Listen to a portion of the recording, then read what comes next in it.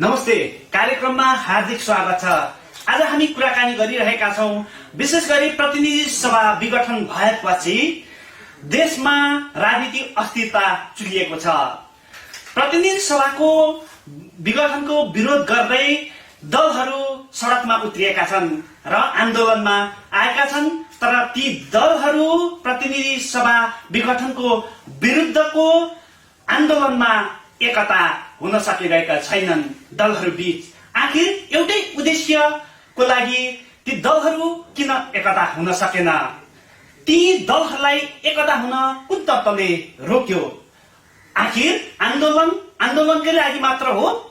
यी यस्ता विषय र समसामयिक विषयमा आज हामी कुराकानी गरिरहेका छौं र आजको अतिथि हुनुहुन्छ जनता समाजवादी पार्टीका वरिष्ठ नेता राजेन्द्र महतो। आज हामी कुनै अतिथिज्यूसँग यी यस्ता विषयहरूमा विशेष छलफल गर्नेछौँ। कार्यक्रममा हार्दिक स्वागत छ अतिथि, तपाईँलाई धन्यवाद। विशेष गरी पछि अघिल्लो समयमा तपाईँ प्रदेश नम्बर 2 केन्द्रित राजनीति तपाईँको थियो। अहिले पार्टी एकता, दुई पार्टी एकता भएपछि तपाईँको दायरा बढेको छ। तपाईले यो राजनीति कसरी अनुभूति गरिरहनु भएको छ? कस्तो फरक पाउनु भएको छ? प्रदेश नम्बर 2 मै मात्रै केन्द्रित थिएन, पुरै देशमै केन्द्रित थियो।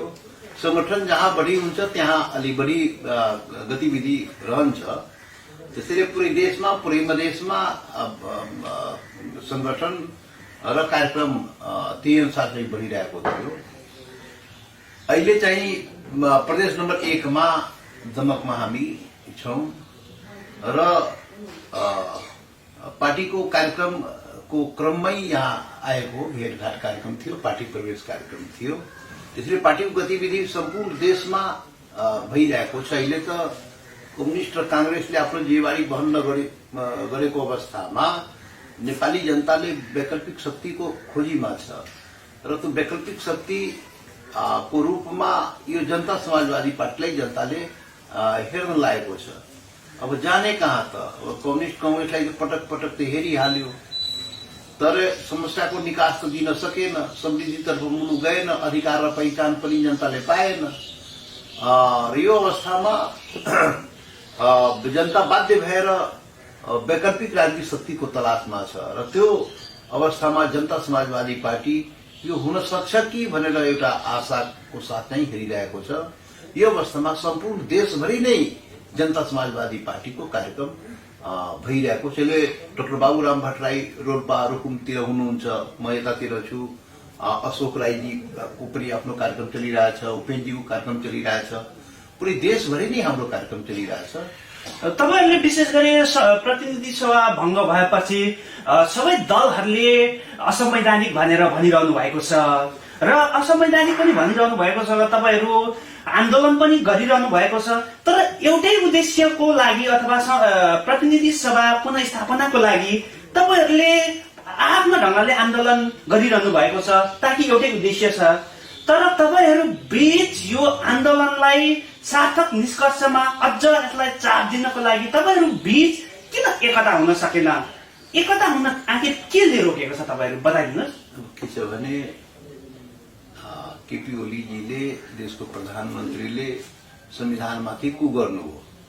संविधानमै नभएको कुरा उहाँले गरिदिनु भयो। प्रतिनिधि सभालाई विघटन गर्ने, जसरी विघटन उहाँले गर्नुभयो त्यो विघटन गर्ने कुनै प्रावधान संविधानमा छैन। त यो चाहिँ यो विघटनले कस्तो देखायो भने लोकतान्त्रिक मूल्य मान्यतामाथि नै प्रहार गर्दै उहाँले। तपाईको प्राप्त उपलब्धिहरू गुम्ला कि त्यसमा प्रहार हो, संविधान नै समाप्त होला कि त्यसमा पनि प्रहार हो। भनाइको मतलब के हो भने यो चाहिँ देशको प्रधानमन्त्रीले जो संविधानको रक्षक, सरकार त रक्षक न हुन्छ, त रक्षक नै भक्षक भइदिए। फेरि संविधान निर्माण गर्ने पनि यिनीहरू नै हुन्।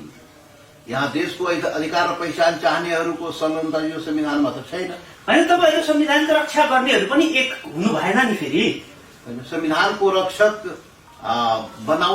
बनाउने नै हुनुपर्छ। सरकारको पहिले दायित्व हो संविधानको रक्षा गर्ने। हामी त संविधानको विरोध गरे हो। यो संविधान जुन बनाएको त्यो संविधान आफैमा गलत संविधान बनाएको, यो अधिकार र पहिचान नदिएर बनाएको संविधान हो। यो त जनताले हत्या हिंसा गरेर बनाइएको संविधान हो। यो त खोइ त लिम्बुवान पाएको त्यही संविधानमा पहिचान सहितको संहिता त कुरा त थियो नि त। 64 साल असोज 18 गते लिम्बुवानसँग 5 बजे सम्झौता त भएको थियो नि त। लिम्बुवान दिन्छु, लिम्बुवान लगायत पहिचान सहितका प्रदेशहरू हुन्छ भन्ने सम्झौता भएको थियो नि त। 64 साल फाल्गुन 16 गते मधेस आन्दोलनताका मधेस लगायत पहिचानका अन्य प्रदेशहरू हुन्छ भनेर भनिएको थियो नि त। खोइ अधिकार पहिचान यो संविधानमा आएको त, खोइ थरवटलाई दिएको त। थरवट आन्दोलनकारीलाई आजीवन जेलमा राख्ने यो सरकारले गरिरहेको छ। भनाइको मतलब के भने यो संविधान आफैमा त्रुटिपूर्ण संविधान हो। यो संविधान सबै जनताको लागि बनाइएन। यो केही नस्लवादी चिन्तन सोच बोकेकाहरूले, शासक सम्भ्रान्तहरूले आफ्नो लागि संविधान बनायो। तो संविधानको प्रतिगमन त पहिले त्यो बनाउने बेला नै भयो। यो दोस्रो प्रतिगमन हो यो संविधानमा। पहिलो प्रतिगमन त्यति बेला भयो जुन बेला संविधान निर्माण भयो। त्यो के अरे 72 साल असोज 3 गते संविधान जुन जारी भयो त्यो प्रतिगमनकारी संविधान हो। त्यो त्यति बेला अधिकार र पहिचानवादीको लागि प्रतिगामी संविधान हो। दोस्रो प्रतिगमन केपी ओलीजीले गरिहाले। त्यो संविधानमा नभएको कुरा चाहिँ प्रयोग गरेर प्रतिनिधि सभालाई विघटन गरे। त यो दोस्रो प्रतिगमनको विरुद्धमा पनि हामी लडिरहेका छौँ। हामी पहिलो प्रतिगमनको विरुद्धमा पनि हामी लड्यौँ र दोस्रो प्रतिगमन अहिले जुन केपी ओलीजीले गर्नुभएको त्यो लोकतान्त्रिक मूल्य मान्यताको रक्षाको लागि, गलत प्रावधानको रक्षाको लागि हामीले केही लेना देना छैन। त्यसको विरुद्धमा त लडेकै हो नि संविधानमा। त्यो जलाएकै हो नि त, ब्ल्याक डे मनाएकै हो नि त, अहिले पनि मनाइरह हो। त्यो संविधान गलत प्रावधानको लागि अहिले पनि लडिरहेकै हो नि। त्यो संविधान हाम्रो संविधान बनाऊ त्यसको लागि त काम हामी गरिरहेकै छौँ अहिले पनि। त्यसमा आवश्यक संशोधन सुधार हुनुपर्छ भनेकै हो नि त। त्यो भएन भने त हुँदैन। त्यसैले त्यो संविधान भएको गलत संविधान पनि घुम्नेवाला भयो नि त। त्यही ट्र्याकमा त गइरहेको छु। कुन नौलो कुरा होइन नि। यो देशमा यो पहिलो संविधान हो र यो 7औं संविधान हो लिङदेनजी। योभन्दा 6वटा संविधान देशमा नाश गरिसके यिनीहरूले। 6वटा संविधान बनाए 70 वर्षमा, यो 7औं संविधान। 70 वर्षमा 7वटा संविधान भनेपछि तपाईँको आशय फेरि अर्को संविधान आउन सक्छ भन्ने आशय हो। बिल्कुल। यो त यिनीहरूले कामै त्यस्तै गरिरहेको छ नि त। 7वटा संविधान बनाए पनि सबै जनताको लागि बनाइदिएन। 7औं संविधानसम्म आउँदा पनि सम्पूर्ण नेपालीको लागि संविधान बनाएन। भनेपछि नागरिक तपाईँ एकदम पुरै कुरा सुन्नुहोस्। 7वटा संविधान बनाएर पनि नपुग्ने यो देश, यो हिमाल पहाड तराई मधेसका यो अधिकार र पहिचान चाहने जनताहरूलाई यो 7औं संविधान आए पनि नपुग्ने। अनि कसको लागि संविधान बनाएको? केही सम्भ्रान्तहरूले आफ्नो लागि संविधान बनाएको। म भन्छु यो नेपाल निर्माण भएको 370 वर्ष भयो। पृथ्वीनारायण शाहले पटक पटक केही लिम्बुवानमाथि नै आक्रमण त गरेको थियो नि।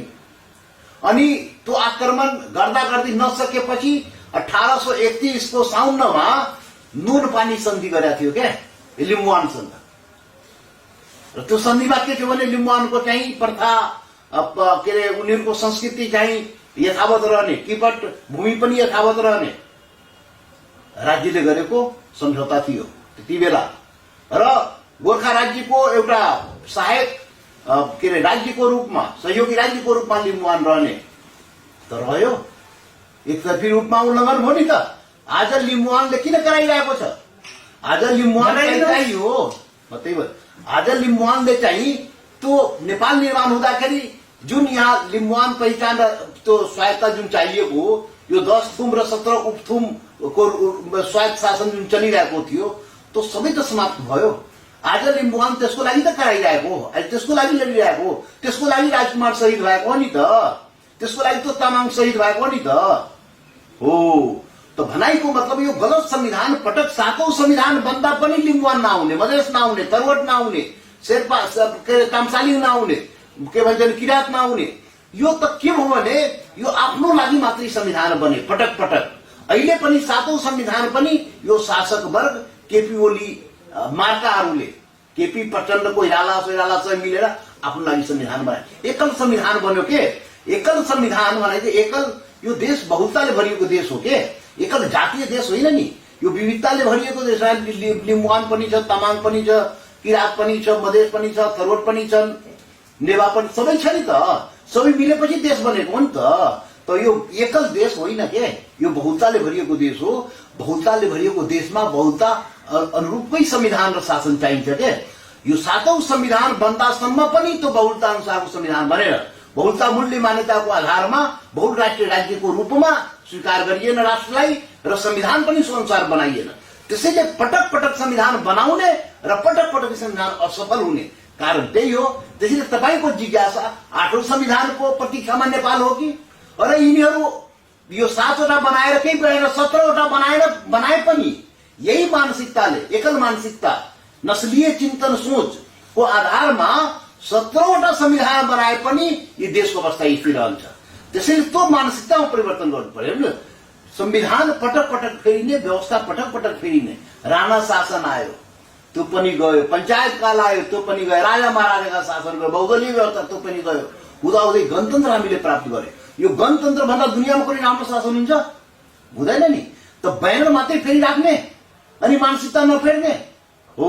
यो देशको सबभन्दा ठूलो समस्या भनेको संविधान र व्यवस्था पटक पटक फेर्ने, तर विचार र व्यवहार नफेर्ने।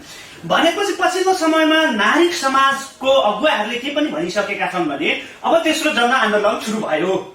तर दलहरू अथवा जनता समाजवादी पार्टीले तपाईँले भनिरहनु भएको छ स्वयं यो तेस्रो जनआन्दोलनको नेतृत्व गर्ने, एउटा भूमिका निर्वाह गर्ने पंक्तिमा पुग्नु पर्ने हो। तर त्यो अनुसार तपाईँहरूले भूमिका खेल्न सक्नु भएको छैन। आखिर किन यस्तो? बिल्कुल त्यो हुन्छ।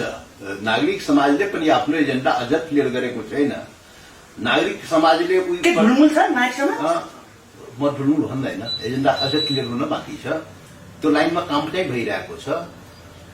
यदि एजेन्डा केपी ओलीको एजेन्डा निर्वाचन र प्रचण्डको एजेन्डा पुनर्स्थापन मात्रै हुने हो भने यसले देशको स्थायी समाधान गर्दैन के।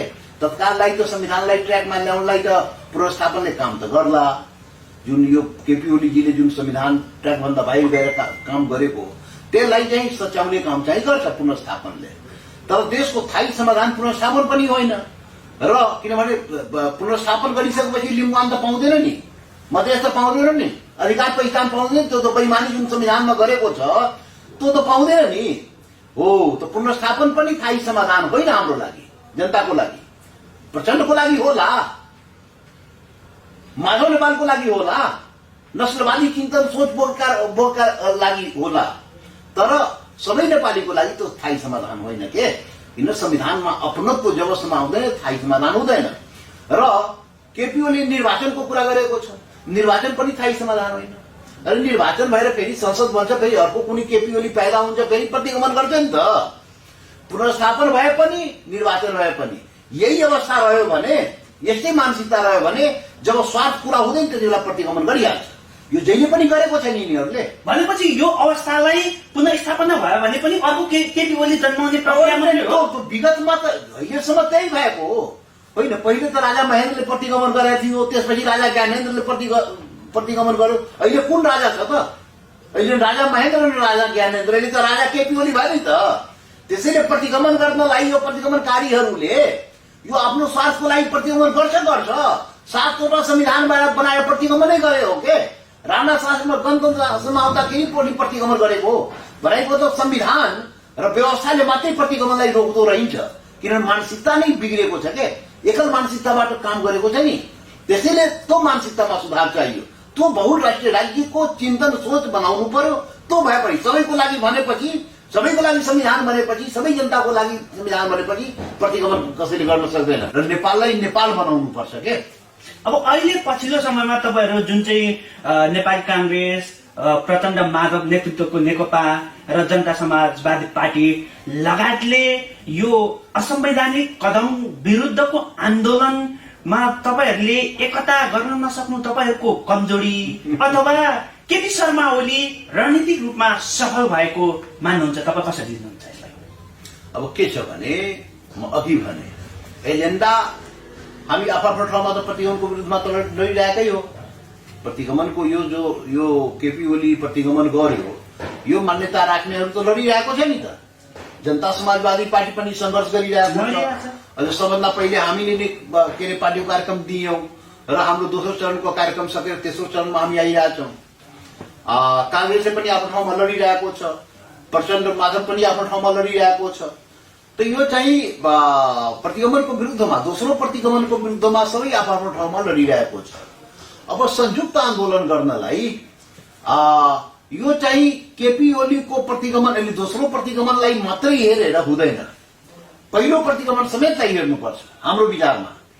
पुरै कम्प्लिटमा एउटा उसमै कम्प्लिटमै जानुपर्छ के, यो किस्ताबन्दीमा हुँदैन। एजेन्डा मिल्यो भने संयुक्त रूपमा आन्दोलन हुन सक्छ, एजेन्डा मिलाउनु पर्यो। एजेन्डा भनेको के भने संविधानमा गरेका त्रुटि, यो प्रचण्ड महाराज कांग्रेसहरू पनि त थियो नि संविधान बनाऊ, कांग्रेस एमाले माओवादी होइन, प्रतिगमनकारी संविधान बनाएको होइन, गोली चलाएर कांग्रेस एमाले माओवादीले संविधान बनाएको होइन, अधिकार पहिचान नदिएको होइन हो। त त्यही पात्रहरू त त्यसमा खालि केपी ओली निस्किया न हो, केपी ओली झन् अर्को प्रतिगमन गरिदिएको न हो। तर संविधान बनाउँदा कांग्रेस एमाले माओवादीमा सबै थिए, कांग्रेस पनि थिए र एमालेमा त्यो माधव नेपाल पनि थिए, माओवादीमा प्रचण्ड थिए। भनेपछि तपाईँको नजरमा उनीहरू पनि प्रतिगामी नै हुन्। पहिलो संविधान बनाउँदा प्रतिगमनकारी संविधान बनाउनलाई के भन्ने त हो, त त्यसलाई सच्याउने भन्नु पर्यो नि त। कांग्रेसले र प्रचण्ड माधवले भन्नु पर्यो नि त, यो प्रतिगामी संविधान जुन गलत संविधान बन्यो त्यति बेला बाबुराम किन त्यहाँ माओवादी छोडायो, आधी मात्रै भयो भनेर, आधी गिलास खाली भनेर डाक्टर बाबुराम भट्टराई माओवादी छोरा होइन हो। त त्यो कुरा प्रचण्डले पनि स्वीकार गर्नु पर्यो नि त, आउनु पर्यो यो संविधानमा यो त्रुटि छ, हामी करेक्सन गर्छौँ, कांग्रेसले भन्नु पर्यो। अनि जनता समाजवादीसँग सहकार हुन्छ नि त।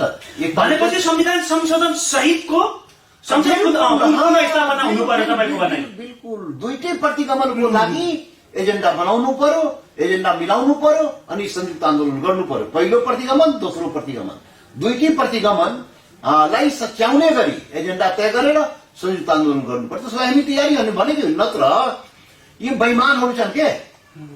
हामी त 7 दलमा थियौँ नि त, मिलेर लड्या होइन, अनि के भयो त 31 दलीय गठबन्धनमा होइन, प्रचण्ड त्यसको नेता होइन, अनि के गर्यो त रातारात 31 दलीय गठबन्धन लात दिएर अनि केपी ओलीसँग गएर मिलेर यो प्रतिगामी संविधान बनाएको होइन। अनि यिनी पटक पटक धोका दिएको, यिनीहरू पनि त कुन दुधले धोएको मान्छे हो त, यिनीहरू पनि त्यही गरेको नि त। त्यसैले आजको दिनमा त्यो विगतमा जति हामी धोका पायौं कांग्रेस एमाले माओवादीबाट, तत्कालीन कांग्रेस एमाले माओवादीबाट, त्यही पात्रहरू अहिले पनि छन् के। त्यो कांग्रेसमा पनि छ, एमालेको नाउँमा माओवादीको नाउँमा त्यहाँ प्रचण्ड माधव छ।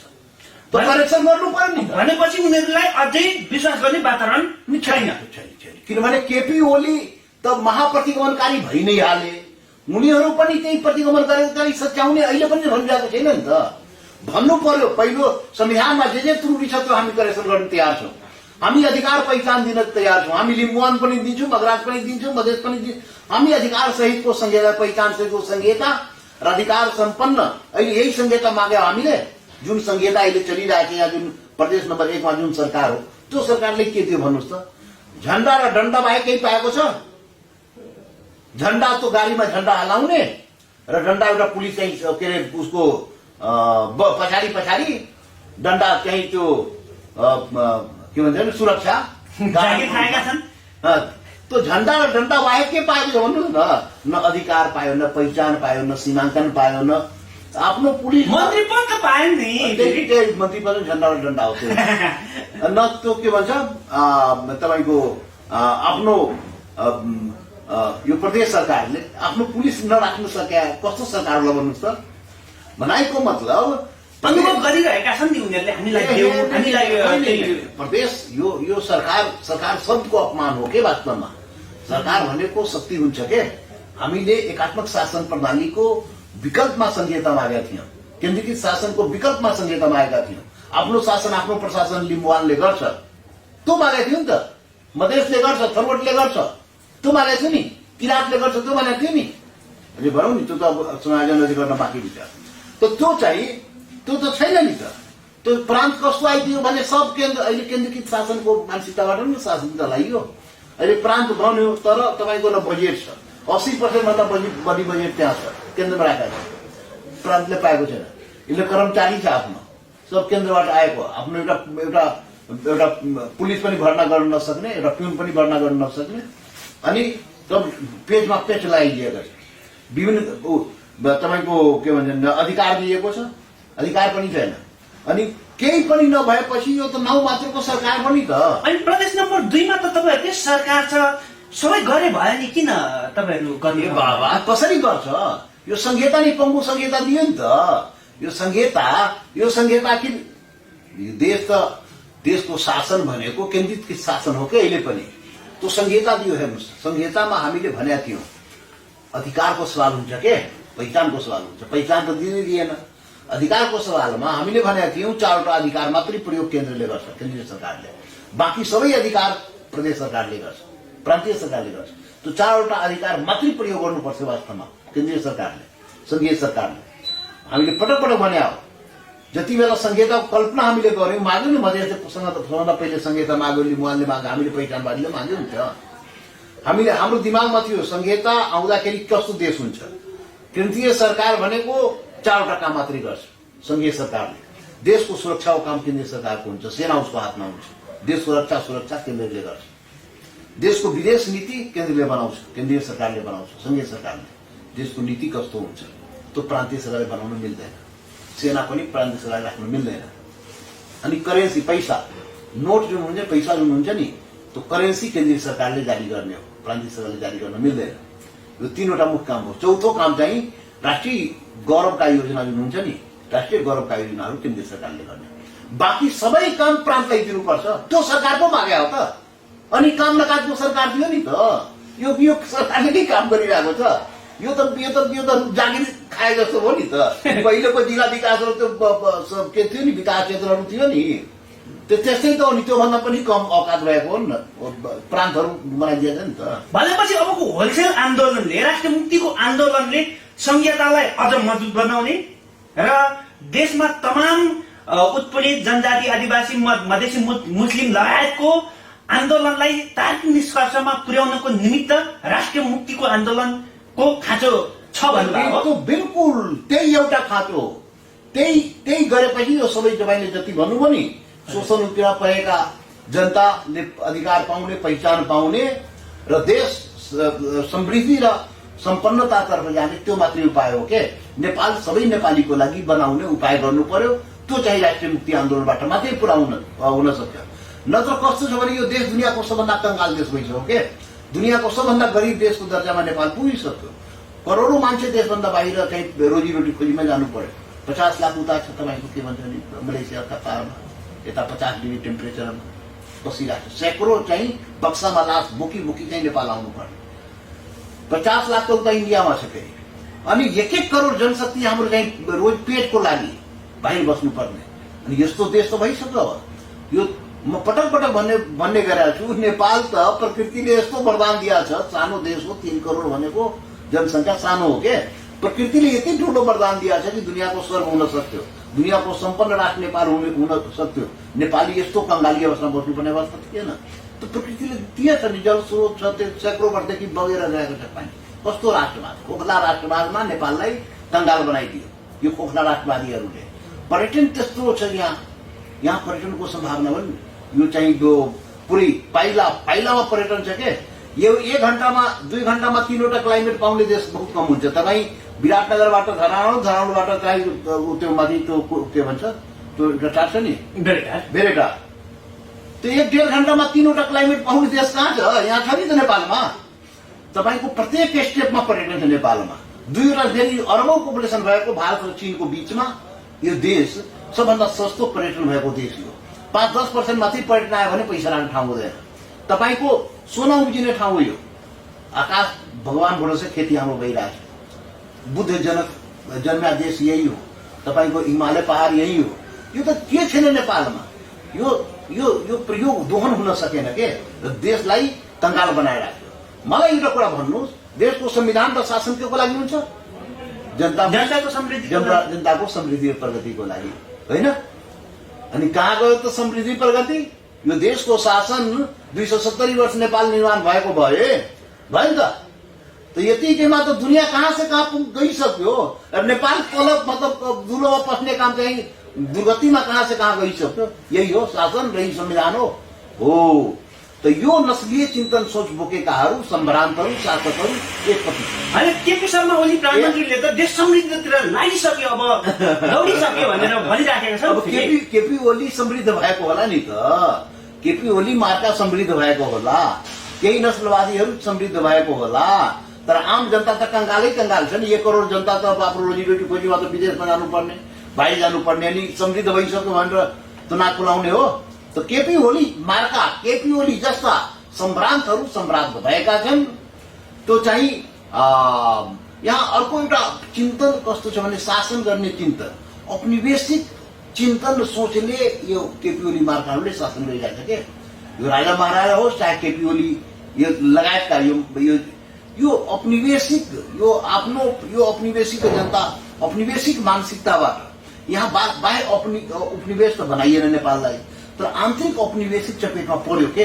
मानसिक रूपले चाहिँ यहाँका राजा महाराजा पनि औपनिवेशिक जस्तो व्यवहार गरे र नयाँ नव राजा महाराजाहरू पनि यो छ नि यो पनि औपनिवेशिक चिन्तन त्यो हिसाबले शासन गरे के। अनि लिम्बुवानलाई अब त्यो चाहिँ जनता नै मान्ने, मधेसलाई जनता नमान्ने, त्यो थरोटलाई जनता नमान्ने भनौँ नि, यो जति पहिलाकार पहिचान भएका त यो हुँदाहुँदै त बाहुन छेत्री पनि अब अप्ठ्यारोमा छ नि त। यहाँ त केपी ओलीले त होली वाइन संस्कृति ल्याएको थियो नेपालमा। होली वाइन अस्ति अनि के हो त्यो कुन बाहुनको संस्कृति रक्षाउने हो? सबैमाथि आक्रमण छ के, सबैको संस्कृतिमाथि आक्रमण, सबको पहिचान र के अरे अधिकारमाथि आक्रमण कुन न कुन रूपले भइरहेको छ। त्यसैले समस्या त्यहाँ छ, त्यो समाधानको उपाय चाहिँ खोज्नुपर्छ, अनि त्यो स्थायी समाधान नेपालले पाउँछ। यसको लागि हामी सबै मिलेर एकचोटि अन्तिम राष्ट्रिय मुक्ति आन्दोलन नै देशको आवश्यकता हो र यसमा सबै आउनुपर्छ। सबै अघि कुरा उठाउनु भयो, नागरिक समाज समेत यसमा चिन्तित हुनुपर्छ र नेपाललाई नेपाल बनाउनुपर्छ के। नेपाल सबैको लागि नेपाल बनाउनुपर्छ, नेपालीको नेपाल हो। त्यसैले त्यो हिसाबको संविधान, त्यो हिसाबको शासन हामीले निर्माण गर्न सक्नुपर्छ। अब यो बताइदिनुहोस् कि जस्तै सरकारकै नेतृत्व गरेको नेकपाका एक नेताले अब चाँडै जनता समाजवादी पार्टीमा पहिरो जाँदैछ, चाँडै पहिरो जाँदैछ। अब त्यस पहिरो जाँदैछ, अब उहाँले यसरी इंगित गर्नु भएको छ र आम कार्यकर्ताहरूमा के निराश छाएको छ भने अब फेरि हिजोको जस्तो सत्ता लिप्साको लागि नेताहरूले पार्टी पो फोर्ने हो कि फेरि चाहिँ हाम्रो अधिकारलाई हाम्रै नेताहरूले पनि चाहिँ धोका देलान् कि भन्ने उनीहरूले संशय व्यक्त गरेका छन्। यो उसको आरोप मात्रै हुन सक्छ अथवा खास कुरो के हो? त्यो त यो त उहाँहरूको पार्टीमा भइरहेको घटना न हो। यो त कम्युनिस्ट पार्टी भित्र ठ्याक्कै केपी ओलीले भनेका कुरा उहाँको पार्टीमा भइरहेको, कम्युनिस्ट पार्टीमा भइरहेको होइन। कम्युनिस्ट पार्टीमा के को लडाई भन्नुहोस् त? अहिले देश जुन संकटमा आयो त्यो कम्युनिस्ट पार्टीमा सत्ताको लडाई, कुर्सीको लडाईबाट यो संकट आएको हो कि होइन? कि जनता समाजवादी पार्टीमा कुर्सीको लडाईको लागि देशमा संकट आएको? र जनता समाजवादी पार्टीमा कुनै त्यस्तो छैन, त्यस्तो कुनै चिन्तन सोच कसैको मनमा त्यस्तो छैन। ढुक्क भएर बसे भयो कार्यकर्ता। समस्या छ, समस्या कम्युनिस्ट पार्टीभित्र छ के। त्यहाँ कुर्सीको लडाईको लागि, तानातानको लागि अब केपी ओलीले भन्छ मै बस्छु कुर्सीमा, म प्रधानमन्त्री कुर्सी छोड्दैन, अनि प्रचण्डले भन्छ तिमी हट म बस्छु अब, अनि त्यही लडाई भएको होइन? दुःख त आम नेपाली जनताले पायो। त त्यो यो सत्ताको लागि तानातान त छैन। यो समस्या भनेको कम्युनिस्ट पार्टीभित्र हो र त्यसले गर्दाखेरि तानातान गरेर जनता चाहिँ परेशान छ, जनता चाहिँ दुःख पाएको छ र देशको लोकतन्त्र संकटमा छ, प्राप्त उपलब्धि संकटमा छ। त्यसैले त्यो यो सबै रोग, यो सबै के भन्छ यो क्यान्सर रोग यो कम्युनिस्ट पार्टीभित्र छ के। त्यो आफ्नै पार्टीको त्यो भित्र हेर्दैन बाहिरहरूलाई। जनता समाजवादी पार्टी यो त वैकल्पिक शक्तिको रूपमा अगाडि बढिसक्यो। यो रेल रोकिँदैन अब होइन। त्यो जनताको आवश्यकता कसरी रोकिन्छ? जनताले नै चाहेको कुरा, जनताले विकल्प खोजिरहेको छ। यो कम्युनिजम क्यापिटलिजम फेल भइसक्यो। यो चाहिँ पटक पटक जनताले यसलाई आशीर्वाद दिएकी हो नि, विश्वास भरोसा गरेकी हो नि। उनीहरूले 2/3 मागे त्यो पनि दिएर हेरिसक्यो नि त। अनि खोइ त भनेपछि सैद्धान्तिक रूपमा पनि नेपाल फेल भयो। क्यापिटलिस्ट र कम्युनिस्टले काम गर्न सकेन। दुनियाँ क्यापिटलिजम र कम्युनिस्ट दुनियाँमै फेल भएको के। 18औं सदी पछि जुन आयो नि यो क्यापिटलिजम कम्युनिजम, यो दुनियाँमै फेल भइसक्यो। तपाईँ अमेरिकामा हेर्नुहोस् न, आजभन्दा 6 महिना सालभरि पहिले त्यत्रो सम्पन्न राष्ट्र आफूलाई भनाउँदा त्यहाँ के भयो? त्यहाँको आदिवासी जनजाति, त्यहाँका कालाहरू आए घनघोर आन्दोलनमा आएन। अनि त्यहाँ कोलम्बसको मूर्ति उखालेर फाले होइन, स्ट्याचु उखालेर फाले होइन, सारा युरोपभरि आन्दोलन भएको नि त्यहाँको आदिवासी जनजातिले गर्यो नि त किन? किनभने अधिकार पहिचानको कुरा त्यहाँ पनि भयो, त्यहाँ डिग्निटीको कुरा त्यहाँ पनि उठ्यो, आत्मस्वाभिमान आत्मगर्वको कुरा उठ्यो अमेरिका देशमा। त्यो त सारा दुनियाँमा यो क्यापिटलिजम कम्युनिजमको जुन सिद्धान्त अपनाएर जुन शासन भयो, त्यो शासन जनताको डिग्निटीलाई रक्षा गर्न सकेन, आत्मगौरवलाई बचाउन सकेन। नेपालमा पनि नेपाली जनताको आत्मगौरव रक्षा भइरहेको थिएन नि त। अनि क्यापिटलिजम कम्युनिजम मात्रै गरेर त केही भएन नि त। त्यो त जनताको जुन आवश्यकता त्यो अनुसार भएन के, पूरा गर्न सकेन। त दुनियाँमै असफल भइरहेको छ के। त्यसैले अब त नयाँ ढङ्गले दुनियाँको यी राज्यहरू त फेल भइरहेको नि, शासनहरू फेल भइरहेको छ। नयाँ ढङ्गले जनता सोचिरहेको छ, नयाँ ढङ्गले मुभमेन्ट आन्दोलनहरू सुरु भएको छ। त्यो के हो भने त्यो आत्मगौरव चाहिन्छ। प्रत्येक देशका नागरिकले आत्मगौरवको कुरा गरेको छ, स्वदेशवादको कुरा गरेको छ। नेपाली जनता पनि स्वदेशवादको कुरा गरेको छ, आत्मगौरवको कुरा गरेको छ र त्यो रक्षा खोजेको छ, त्यो पहिचान खोजेको छ, त्यो अधिकार खोजेको छ। र यो चाहिँ नस्लीय चिन्तन सोच बोकेकाहरू सबै ठाउँमा फेल भइसक्यो। त्यो ट्रम्प के थियो? नस्लीय त थियो नि, अनि फेल भयो नि त, भएन? जनताले त दियो नि, जवाब त दियो नि त। त्यसैले यो नस्लीय चिन्तन सोच असफल भइरहेको सबै ठाउँमा। र त्यो चाहिँ क्यापिटलिजम कम्युनिजमको सिद्धान्तको आधारमा जुन शासन भयो त्यो पनि असफल भइरहेको छ। नेपालमा त केपी ओलीलाई अब के छ भने अब यहाँ त जनतालाई गोलचक्करमा फसाइदियो के, जनतालाई बुलबुलेमा फसायो। खोखला राष्ट्रवादको नारा दियो अनि जनताले अब खोखला राष्ट्रवादको नारामा झुकियो। अनि त्यही आधारमा अब जनता भ्रममा पारिरहेछ अझै पनि। खै तपाईहरुले भ्रम पनि तिम्रो सक्नु भएन त फेरि। भ्रम त चिज छ, नीति नचिन्ने हो र। जनतालाई भ्रममा पारे दुई तिहाई लिदियो। के ल्याउँछु के ल्याउँछु भन्यो, रे ल्याउने, पानी जहाज ल्याउने त के ल्याउने, जनतालाई उद्घाटन धमाधम भइरहेछ। नेपाललाई स्वर्ग बनाउने अनि गफ दिएर चुटकुला सुनाएर देश थोरै बन्छ। चुटकुला सुनाएर जनता त हाँसेका छन् नि फेरि। त्यही त हास्य कलाकार हो क्या। अब त्यो गरेर जनताले थोरै अधिकार पहिचान पाउँछ, जनता थोरै के अरे देश समृद्धितर्फ जान्छ। अरे काण्डै काण्ड ल्याइदियो नि त के प्रगति हुन्छ? सारा सुन काण्डदेखि लिएर के भन्छ भने व्हाइट बडी काण्ड त के काण्ड हो। एउटा त निर्मला पन्त हो, त्यो बलात्कारीलाई हत्यालाई त समात्न सकेन। कस्तो नालायक सरकार हो यस्तो त कति हो। त्यसैले यो होइन के भ्रष्टाचारमा पनि डुबेको छ, काण्डले भरेको केपी ओली सरकार। अनि के भन्ने भन्छ प्रकाश त गर्न सक्नु भएन नि त फेरि। अब त्यो त जनता तपाईँहरूको पनि कमजोरी भयो नि त। त्यो जनता यो त के भन्ने, यो जति बेला यस्तो नालायकलाई जनताले नै समर्थन गरिदियो, जनता झुकिएर जनतालाई झुक्याएर समर्थन लिएको के, त्यो जनता पस्ताइरहेको छ। यो त नालायकलाई हामीले गरिदियौँ, यो त गफ दिने गफारीलाई हामीले गरिदियौँ, त जनताले पस्ताइरहेको छ नि त। त्यो पस्ताउने जनता विकल्पको खोजीमा छ। यो काङ्ग्रेस पनि अब त्यो पत्रु भइसकेको छ, फायर्ड बुलेट हो के, रिटायर रिजेक्टेड भइसकेको छ काङ्ग्रेस र कम्युनिस्ट दुइटै। अब यो अवस्थामा जनता विकल्पको खोजीमा छ, विकल्प कहाँबाट ल्याउने? अनि अलिअलि त्यो आशा किरण यो जनता समाजवादी पार्टी यो अब यसमा त सबै आए नि त, परिवर्तनकारीहरू भन्ने अशोक राई, त्यत्रो एमालेवादी पार्टी विद्रोह गरिरहेको परिवर्तनको लागि, डाक्टर बाबुराम भट्टराई माओवादी पार्टी परित्याग गरेर विद्रोह गरिरहेको, 17,000 मान्छे मान लायो, माओवादीले केही पनि दिएन। अनि त्यहाँबाट छोडेर यो परिवर्तनको लागि डाक्टर बाबुराम यसमै आयो। मोहन ठाकुर कङ्ग्रेसबाट त्यहाँ विद्रोह गरेर के अरे यही परिवर्तनका उसमा आयो। उपेन्द्र यादव मधेस आन्दोलनको बाट उत्पन्न भएका नेता, त्यो पनि यसमै आयो।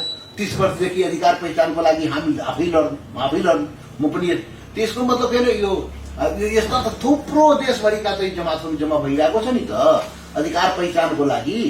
त्यसैले त्यो एउटा आशाको किरण चाहिँ देखिएको हो जनता समाजवादी पार्टी। यो वैकल्पिक शक्ति राष्ट्रिय स्तरमा एउटा वैकल्पिक शक्तिको रूपमा निर्माण हुन्छ र राष्ट्रिय मुक्ति आन्दोलन एउटा गर्छ र नेपाललाई सबै आन्दोलनलाई समेटेर यो देशलाई पूर्णता चाहिँ कसरी प्राप्त गर्छ त्यसतर्फ चाहिँ हामीले चिन्तन सोच बनाएर। फेरि तपाईँले यसो भन्दै गर्दा जनता समाजवादी पार्टी पनि नेकपा र नेपाली काङ्ग्रेस जस्तै गुट उपगुटमा विभक्त हुन थाल्यो र विभिन्न कार्यक्रमहरूमा त्यसको असर देखिन थाल्यो। अब जनता समाजवादी पार्टी पनि यस्तै एमाले कांग्रेस जस्तै एउटा गुट उपगुटमा फस्ने होइनन् भनेर आम तपाईहरुको कार्यकर्ता चिन्तितमा छन्। तपाई के भन्नुहुन्छ? ठिक छ।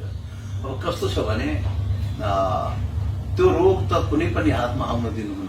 यो कांग्रेस कम्युनिस्टको रोग त्यो क्यान्सर यो पार्टीमा आउन दिनुहुन्न र आउँदैन, मलाई विश्वास आउँदैन कि यहाँ जुन देखियो हिजो पनि केही चर्चा भयो यो सम्बन्धमा कार्यक्रम त्यो नि भेट गर्ने कार्यक्रम त अहिले यो एउटा कारण हो यसको। यो समायोजन नभएको कारणले यो अलिकति गलतफहमी साथीहरूमा भएको छ। यो पार्टीको यो दुईवटा पार्टी जुन हाम्रो एक भयो राजपा र समाजवादी, त्यो दुईटै पार्टीको समायोजन अझसम्म भएको छैन, छुट्टा छुट्टै छ। पार्टी संगठन छुट्टा छुट्टै छ। त्यसले मानसिक रूपले चाहिँ त्यो चाहिँ एकताको चाहिँ त्यो समायोजन नभएकोले चाहिँ त्यो चाहिँ मानसिक रूपले त्यो मानसिकता बनाइएको छैन। त यो कारण समायोजनको कारण हो। समायोजन नभएको कारणले, समायोजन भएको भए एउटै संगठन हुन्थ्यो, एउटै संगठन भएपछि एउटै संगठनको कार्यक्रम हुन्थ्यो होइन। तैले संगठन पनि छुट्टा छुट्टै छ। साथीहरू बुझ्न सकेको छैन। अब यो केही साथीहरू बुझ्न नसकेको यो चाहिँ अहिले पनि दिमागमा यो समाजवादी यो राजपा त्यस्ता मानसिकता बोकेका केही साथीहरू अहिले पनि छ हाम्रो पार्टीमा। हाम्रो जनता समाजवादी पार्टीमा केही विभिन्न ठाउँमा केही व्यक्तिहरू छन् जो पार्टी एकता भइसक्यो तर अहिले पनि त्यो मानसिकता त्यस्ता बोकेको छ। समाजवादी राजपा मानसिकता बोकेको छ। खै त तपाईहरु केन्द्रीय नेता हुनुहुन्छ, तपाईहरुले यसको परिवर्तन गरिदिनु पर्यो नि। त्यसको लागि हिजो मात्रै हामी सर्कुलर गर्यौं। समायोजन सबभन्दा ठूलो समस्या हो। समायोजन वडादेखि लिएर केन्द्रसम्म हाम्रो समायोजन प्रान्तसम्म समायोजन हुन बाँकी छ। त हिजो हामी सर्कुलर गर्यौं, परिपत्र आयो। अब वडामा समायोजन गर, पालिकामा गर, जिल्लामा गर, त्यो हामी कार्यक्रम दिएका छौं र अब त्यो समायोजन हामी चाँडैभन्दा चाँडै हामी यो समायोजन 29 गतेसम्म त यो वार्ड र पालिकाहरू गरिसक्नुपर्ने हामीले भनेका छौं, जिल्लाहरू गर्नुपर्छ भनेका छौं। मलाई लाग्छ 1 महिनामा सबै समायोजन सकिन्छ। यो समायोजन सकिएपछि संगठन एउटा हुन्छ। एउटा संगठन भएपछि यस्ता भ्रमहरू जुन खेती भइरहेको छ त्यो खेती दूर हुन्छ र तर पनि कसैले अनुशासन विपरीत काम गर्यो भने पार्टीको अनुशासन त कारबाही हुन्छ नि त। भनेपछि जनता समाजवादी पार्टीमा अब अन्य पार्टीहरू जस्तो कुनै उपाय छैन। म भने कुनै उपाय छैन। वैकल्पिक शक्ति निर्माण गर्ने हो पार्टीलाई र गलत गर्नेलाई हामी बर्दाश्त गर्दैनौं। क्यान्सर यो कम्युनिस्ट र कांग्रेस जस्तो क्यान्सर यहाँ आउन पाउँदैन। आयो भने तुरुन्त त्यो क्यान्सरलाई हामी ठीक गर्नुपर्छ। त्यो हामी पुरै डिटरमिन्ड छ। क्यान्सरको उपचार गरिहाल्नु, तुरुन्त गरिहाल्नुपर्छ। खालि युनिफिकेसन यो जुन समायोजनसम्म पर्खौं। समायोजन भइसकेपछि अनुशासनमा नबस्ने जो पहिला खानुहुन्न नबस्ने कार्यकर्ता चाहिँदैन। जस्तो अनुशासनहीन कार्यकर्ताले चाहिँ यो लडाईँ लड्नै सक्दैन। यो राष्ट्रिय मुक्ति आन्दोलनको लागि एकदम बिल्कुल भावनाले कर्तव्यनिष्ठ भएर चाहिँ काम गर्नुपर्छ के। त्यो चाहिँ कांग्रेस कम्युनिस्ट जस्तो चाहिँ कुर्सीको लागि, सत्ताको लागि, स्वार्थको लागि, आफ्नो पदको लागि त्यो चाहिँ तानातान गरेर पार्टीलाई बर्बाद गर्ने काम जुन कम्युनिस्टले गरिरहेछ, विगतमा कांग्रेसले गर्यो। यो जनता समाजवादी पार्टीमा कुनै नेता कार्यकर्ताले त्यस्तो कुनै स्वार्थको लागि, व्यक्तिगत स्वार्थको लागि, पदको लागि, व्यक्तिगत स्वार्थ र पदको लागि पार्टीलाई धरापमा पार्ने काम, पार्टीलाई बदनाम गर्ने काम, जनताको नजरमा चाहिँ वितृष्ण ल्याउने काम कसैले गर्यो भने जोसुकै नेता भए पार्टी बर्बाद गर्दैन। अब पार्टीमा अब युवा पङ्क्तिहरू निकै राम्रो ऊर्जाशील देखिँदै गएको देखिराखेका छौं। अब हिजो पनि यहाँ रोशनजीको विशेष गरी उहाँको पहलमा चाहिँ कार्यक्रम भव्य सम्पन्न भयो। तपाईले अन्य पार्टीको युवाहरू र जनता समाजवादी पार्टीको युवाहरूको ऊर्जालाई कसरी लिनु भएको छ?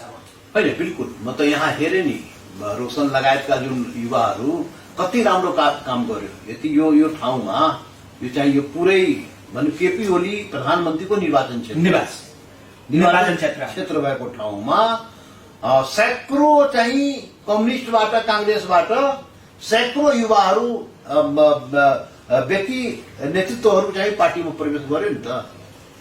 यो त कस्तो भने केपी ओलीले एउटा भ्रम फैलाएको छ नि त। हेर्नुहोस् कस्तो भने जनता समाजवादी पार्टी प्रति आकर्षण छ देशभरि। त्यो आकर्षणलाई रोक्ने कसरी? रोक्नलाई केपी ओली जस्ताले भ्रम फैलाए नि त। जनता समाजवादी पार्टीका फल्ला नेता हाम्रै पार्टीमा आइरहेको छ, किन त्यो पार्टीमा जान लागेको भनेर भ्रम फैलाएको थियो नि।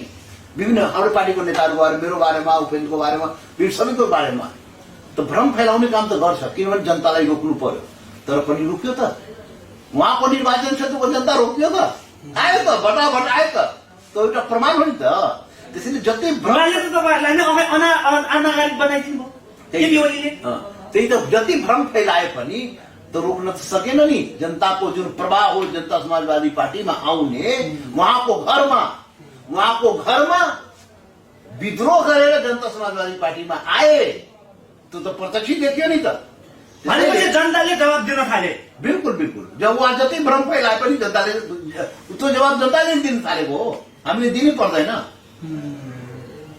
अब त्यसो भने तपाईँहरू चाँडै यो तपाईँहरूको अभियानमा सफल हुनुहुन्छ अथवा चाँडै यो अभियानले एउटा मार्गदर्शन लिन्छ? बिल्कुल बिल्कुल, हामी यो समायोजन नसकिएकोले हामी फर्दर कार्यक्रम अगाडि बढाउन सकेका छैनौँ र प्रतिगमन भएकोले यो दोस्रो प्रतिगमनको विरुद्धमा पनि लड्नुपर्ने भएकोले लडिरहेको हो।